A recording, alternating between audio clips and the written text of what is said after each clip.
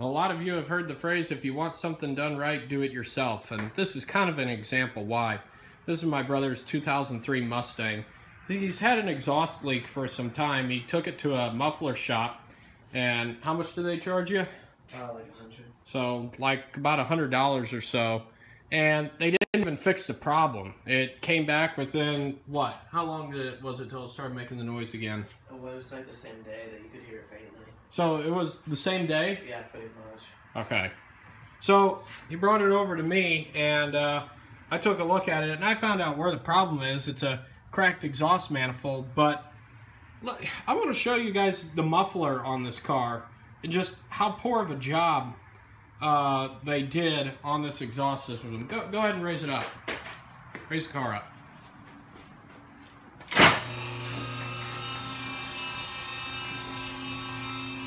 I'm not going to mention any names or anything, but he took it to a fairly reputable shop. It just goes to show you how one bad tech or one bad job can give the whole company a bad name.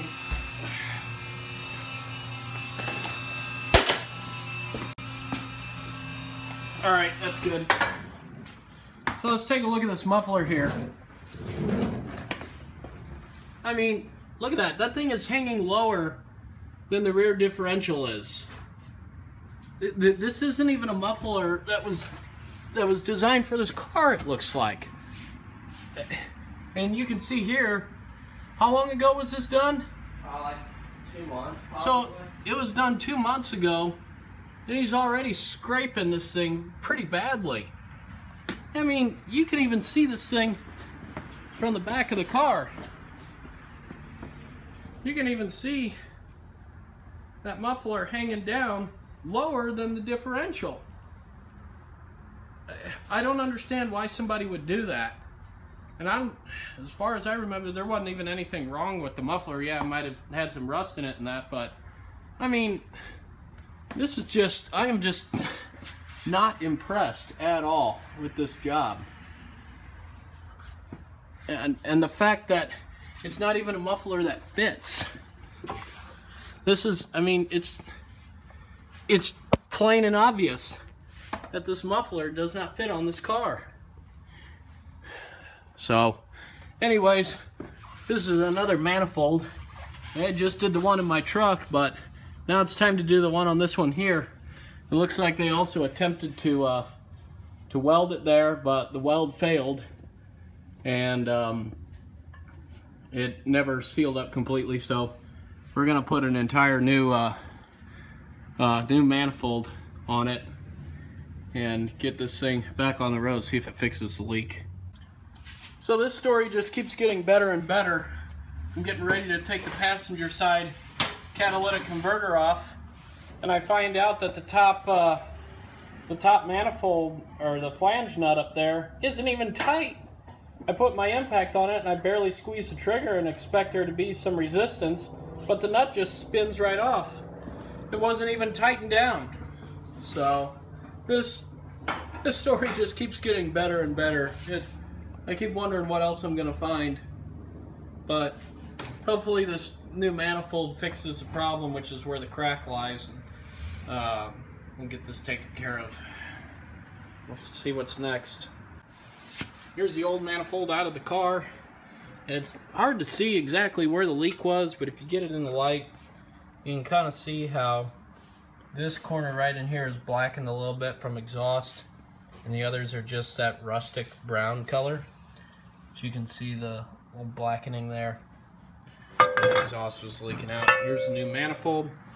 We had to cap off the end of the EGR tube that isn't going to be used. The pipe here is going to go on this end. And we'll put it back in the car and see if that takes care of our ticking noise and exhaust leak.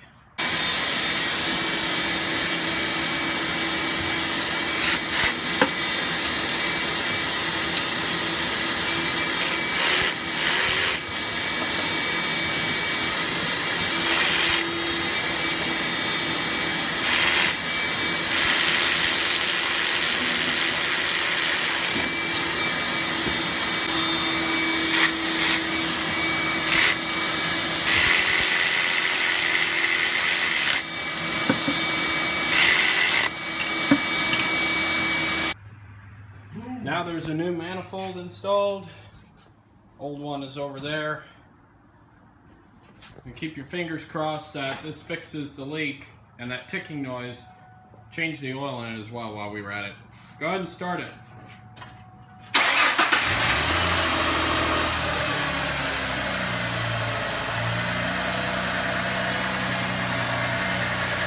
That's much better.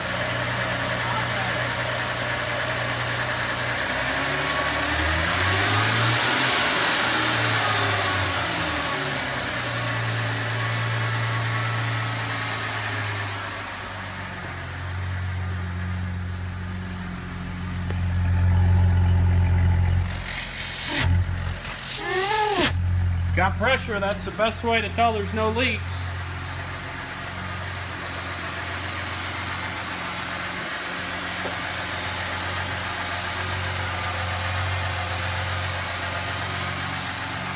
It'll smoke a little bit as it burns the